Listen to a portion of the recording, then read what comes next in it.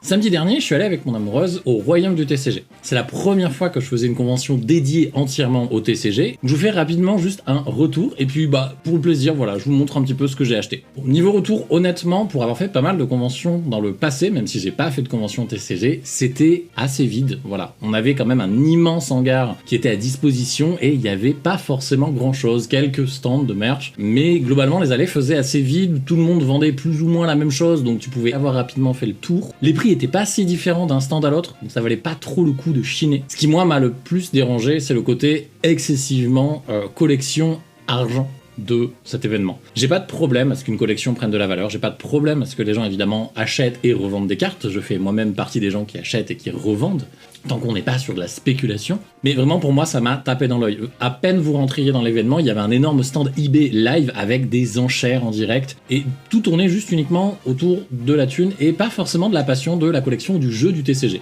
Je sais qu'il y avait un tournoi non officiel, c'est-à-dire pas labellisé par Pokémon qui avait lieu, qui était organisé par Ludo Trotter il me semble.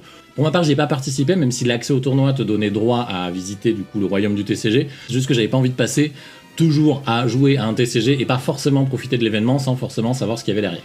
Ce qui me fait dire aussi que c'est un côté très pognon, c'était rien que pour les dédicaces. Il faut vous dire que l'entrée à l'événement coûtait 25 €. Si vous vouliez une dédicace, c'était 50 € pour la dédicace. Et, par exemple, mon amoureuse, elle a choisi d'aller voir Yukamori, qui est une artiste Pokémon qui est incroyable, mais elle ne pouvait pas dédicacer de Pokémon.